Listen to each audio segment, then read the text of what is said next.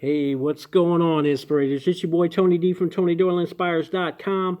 We are back again with another great video. I want to thank you guys for popping in the Inspirate channel every single day. I do appreciate you. And today I think we've got a video that you guys are really going to like.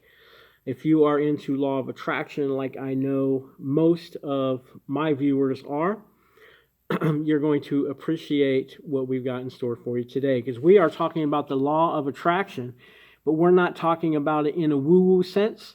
We are actually getting down to the nitty-gritty of the actual philosophy of law of attraction, the New Thought movement from which it has sprung in the last century, and the history and founders of the philosophy, and even some about New Age spirituality in general. If that stuff is super inspiring to you, things that you are interested in, like it is for me, please do me a favor and go ahead and hit the subscribe button if you haven't already, right?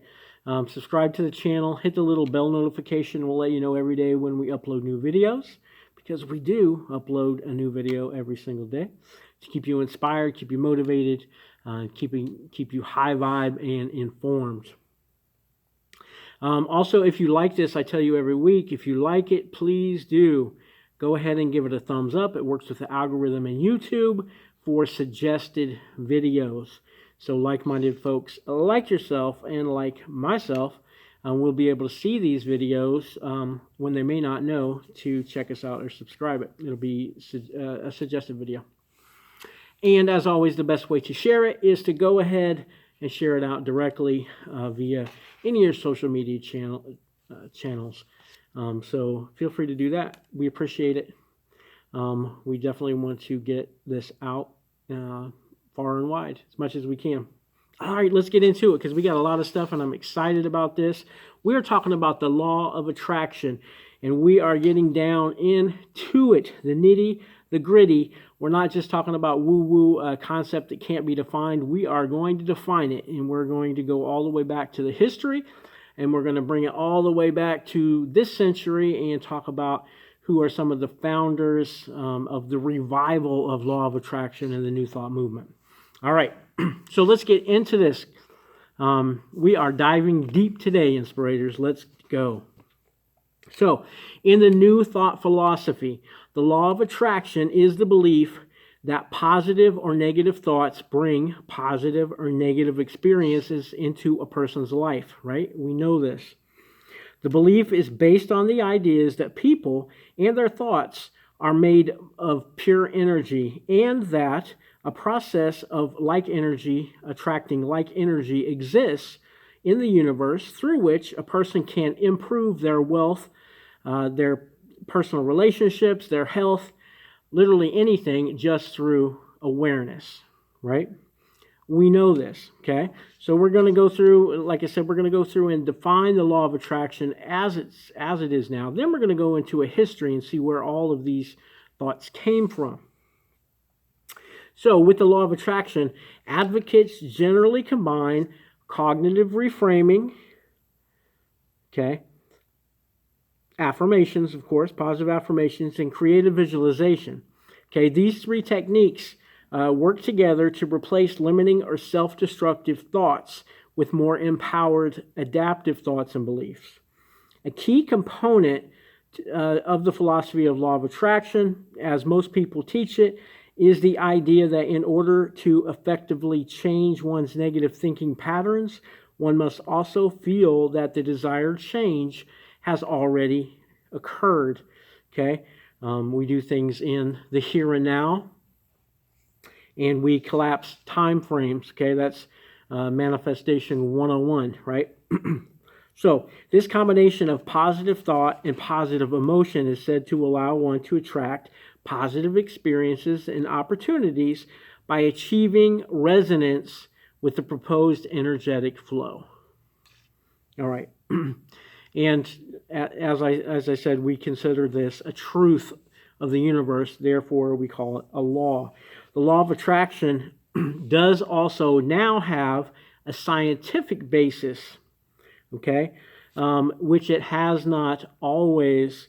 There was definitely a certain time in the rebirth of the law of attraction and the New Thought movement where it was considered a pseudoscience, and we'll talk a little bit about that.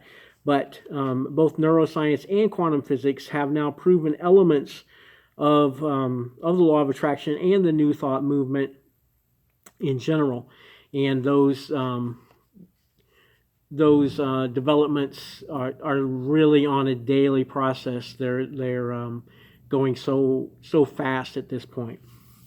All right, so we are about to get into the history. Let me quickly preface it by saying this. There's two ways to look at the New Thought movement and law of attraction in general, right?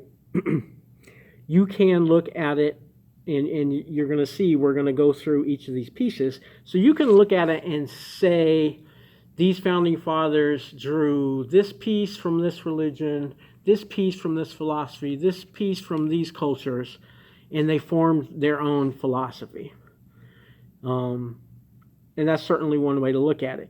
Or you can look at it the other way, as I choose to look at it, and say that yes, this was active. All of these concepts have been here for thousands of years, and in different ways, the universe, our higher selves, have been bringing these truths back to us with every generation in new ways as we progress and as we are open to that alignment. Okay, so really two different ways to look at it. Obviously, science is always trying to prove by disproving. So it's just the nature of the beast. So as we go through this, like I said, it's fine to think whatever you want to think, because whatever you think, you're going to make real for you, right? You're going to bring it into your experience. So those of you who do like law of attraction and do believe in its concepts, or those of you who want to believe but maybe don't necessarily have the strong belief yet in it, but you have a hope in it, hopefully this will help get you to another level of believing one way or the other. So let's talk about the history, okay? With that as a preface, let's talk about the history. So law of attraction origins grew out of the New Thought teachings of Phineas Quimby. Write that name down. This is somebody you're going to want to research. Phineas Quimby in the early 19th century, okay? Now, Quimby's interesting. Early in his life, he was diagnosed with tuberculosis, okay? And if you remember your history, early 19th century medicine had no reliable cure for TB, right? Lots of folks died from it. Phineas took to help himself, and through a process of horse riding and intense excitement, he was able to relieve his pain, and he noted this, and he wrote about it, okay? This method of relieving his pain and seemingly subsequent recovery prompted Phineas to pursue a study in what he called mind over body. All right, and you'll see a lot of this, a lot of the New Thought movement came out of wellness. Okay, and there's definitely a lot of elements which continue in that, and obviously health is a big part of the law of attraction and what folks like to use the law of attraction to help with. All right, so remember that name. All right, that name once again is Phineas Quimby. Okay, early 19th century. Okay, now although Quimby never used the exact phrase law of attraction, he explained the concept, and he does get credit as a forefather to the movement. Quimby stated this, and let me know if this sounds familiar to you, okay? The trouble is in the mind, for the body is only the house for the mind to dwell in, and we put a value on it according to its worth. Therefore, if your mind has been deceived by some invisible enemy into a belief, you have to put it in the form of disease, With or without your knowledge, your body is translating that into dis-ease. By my theory, which I call the truth, I come in contact with the enemy and restore you to your health and happiness. This I do partly mentally and partly by talking till I correct the wrong impressions and establish the truth within you. And the truth itself is the cure. So that was Phineas Quimby. And like I said, definitely somebody you want to look up. Now, in 1877, the term Law of Attraction first appears in print. This is in a book written by the Russian spiritualist Helena Blavatsky. Okay, and she wrote that in context, alluding to an attractive power existing between elements of human and spirit. Okay, her book is called Unveiled, or it's called Isis Unveiled, and discusses esoteric mysteries of ancient theosophy. So that is 1877 where the phrase comes around, okay? Now, the one who really first articulated fully the law as a general principle, however, was Prentice Mulford, another important person. And if you've watched any of my videos, you know his name has come up before. Prentice Mulford, he was pivotal in the development of New Thought thinking. He discusses the law of attraction at length. For example, his essay called The Law of Success, published in 1886, he states, in this, he was followed by other New Thought authors, such as Henry Wood. He had a book, Henry Wood's book was called God's Image of Man, and that was back in 1892, I believe, yep. And then Ralph Waldo Trine, T-R-I-N-E. His first book was called What All the World is A-Seeking in 1896. And he wrote a series of things talking about the law of attraction as well. So for these authors, the law of attraction is concerned not only about health, but every aspect of life, okay? So it started to take on more aspects. Now, of course, in the 20th century, and we're going to go back and flush all this out, but in the 20th century, we saw a huge surge in interest in the law of attraction and the New Thought movement in general, okay? And we'll just cover briefly some of these. Many books being written about the law of attraction, amongst which are several bestsellers, including Think and Grow Rich, right?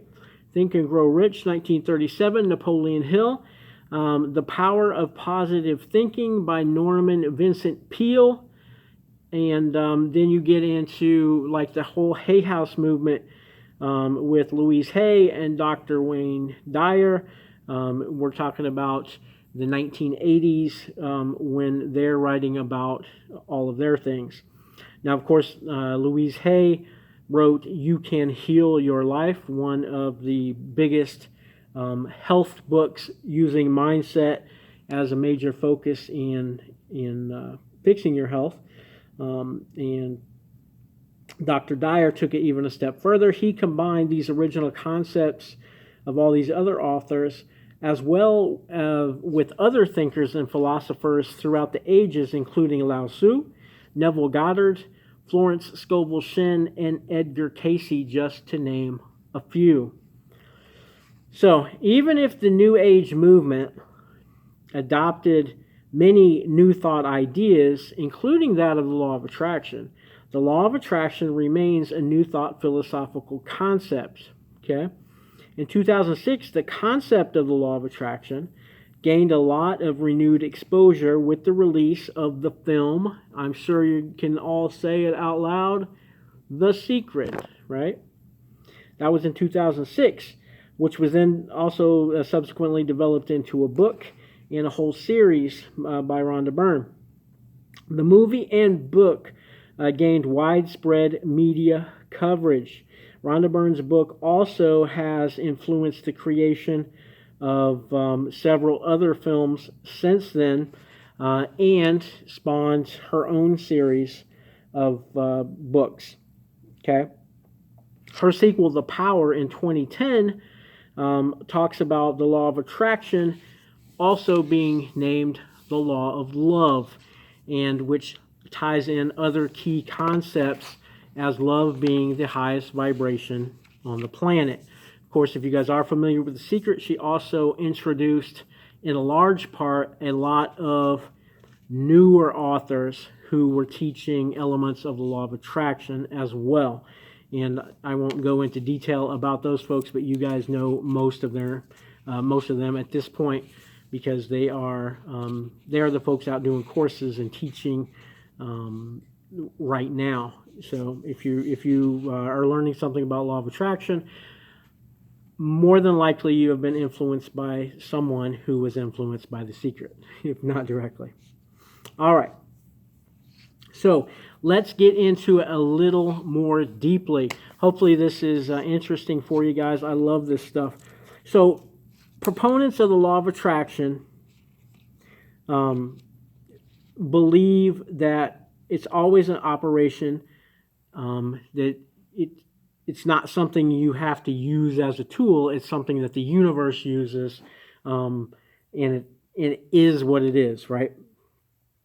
That the law of attraction brings each person the conditions and experiences that they predominantly think about or which they desire or expect. Another key person, Charles Haanel, wrote The Master Key System in 1912. Check this out, I'm telling you.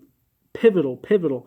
The law of attraction, this is what he said in the Master Key System. The law of attraction will certainly and unerringly bring to you the conditions, environment, and experiences in life corresponding with your habitual, characteristic, predominant mental attitude.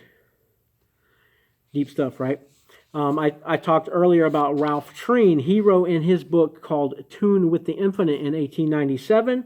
He said this: the law of attraction works universally on every plane of action, and we must attract whatever we expect. It's a law. If we desire one thing and expect another, we become like houses divided against ourselves, which are quickly brought into desolation. Determine resolutely to expect only what you desire, and then you will attract what you wish for.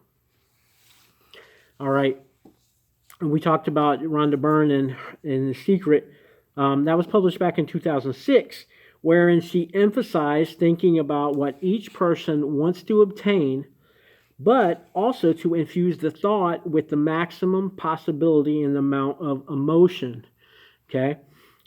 This is key because she actually brings in a whole lot of teachings through this. And so it's not pure law of attraction like what was written before. She actually was bringing in different elements and different universal laws that had been taught, such as that by Neville Goddard, which he talks about feeling is the secret.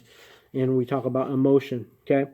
So Byrne brought that in with The Secret. So as the revival, went out from that, those things actually got all tied up into it, which is the New Thought movement, okay?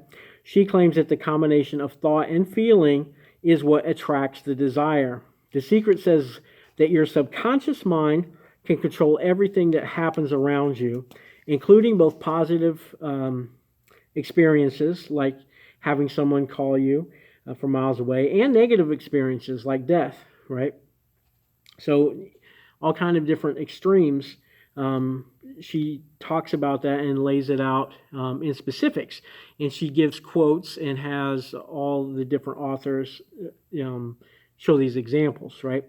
Once again, if you have not seen The Secret, please go grab the movie. If you can see the original version with Esther and Jerry Hicks, even better. So in The Secret, Byrne underlines the power of the subconscious mind and asks the reader to take full control of these thoughts in order to achieve things in life. with the mind as much as with action, if not even more. Another similar book, actually, may be one that's a little less known, but especially should definitely be one that folks study, and that was by Mr. James Redfield, called The Celestine Prophecy. The Celestine Prophecy, which says that reality can be manifested by man. Man and the universe have a force of attraction between them, similar in magnetic attraction. And in The Power of Your Subconscious Mind by Joseph Murphy, another founding voice, he says that readers can achieve seemingly impossible goals by learning how to bring the mind itself under control. And I was talking before about The Power, which is Rhonda Byrne's follow-up book, my favorite of her series, actually. So The Power, and here's another key one to check out, The Alchemist by Paulo Coelho, and The Power of Now by Eckhart Tolle, are all similar in scope and theme. Okay?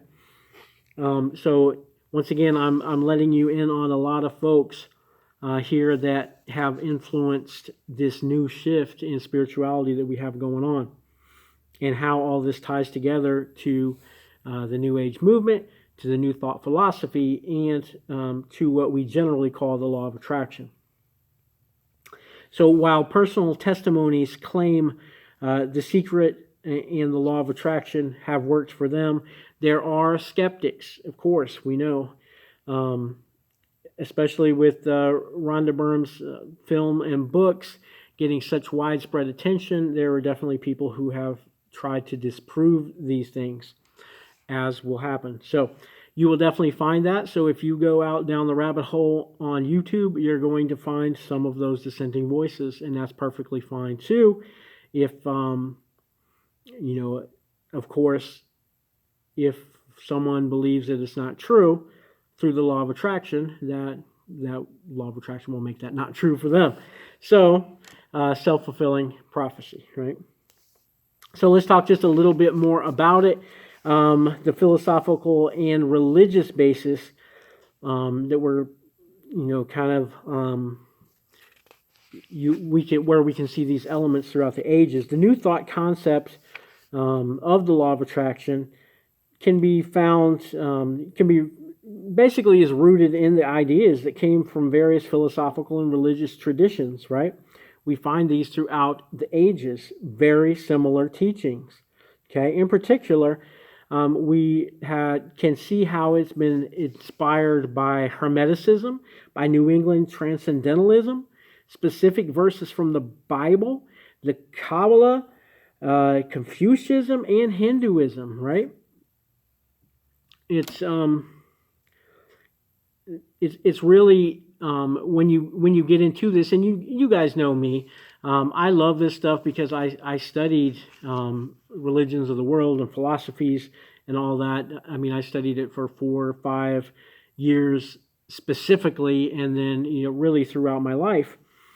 So as we're going back into this, this kind of gives you a basis so you can see that elements of this have been taught as truth for thousands and thousands of years. So in Hermeticism, it influenced the development of European thought in the Renaissance. Okay, its ideas were transmitted partially through alchemy, right? And we talked about Paulo Coelho, right? In the 18th century, Franz Mesmer, which you will hear if you go down the rabbit hole of studying about this stuff, you will hear about Franz Mesmer. He studied the work of alchemists, especially Paracelsus and Van Helmont. Okay, Van Helmont especially, he was a 17th century Flemish physician. Okay, who proclaimed curative powers of the imagination. 17th century. Okay, this led to Mesmer developing his ideas about animal magnetism, all of which Phineas Quimby studied and, curiously enough, brought into his New Thought philosophies. Okay, so we're back to Phineas Quimby. All right, now the Transcendentalist movement developed in the United States separately immediately before the emergence of New Thought. And it's obvious how it had an influence on that philosophy. George Ripley, another guy you should look at, he is an important figure to that movement of Transcendentalism. Okay, he stated that its leading idea is the supremacy of mind over matter, a concept which was obviously adopted into New Thought, right? New Thought authors are also quote certain verses from the Bible in context with the law of attraction. For example, this scripture, "Therefore I tell you, whatever you ask in prayer, believe that you have received it, and it will be yours." Okay? Scripture from Mark, and is basically the formula, if you were, for manifestation through the law of attraction. Ask, believe, receive. All right? In the late 1900s, Swamis, okay, several Swamis traveled to the United States and gave lectures on Hinduism. These talks also greatly influenced New Thought movement at the time. In particular, William Walker Atkinson, who was one of the New Thought pioneers. He absolutely included many Hindu teachings into his lectures and his own personal teachings. All right. So hopefully this is interesting to you. I want to throw some more people's names out to you and kind of how they affect what we're doing now. 1891, Californian author and humorist Prentice Mulford used the term law of attraction in his essay, Laws of Health and Beauty and Good and Ill Effects of Thought. In 1897, Ralph Waldo Treen wrote Tune with the Infinite. In the second paragraph of chapter 9, he writes, "The law of attraction works unceasingly throughout the universe, and one great and ever-changing effect in connection with it is, as we have found, like attracts like." Thus the definition of law of attraction. Thomas Troward, he is a strong influence in the New Thought movement.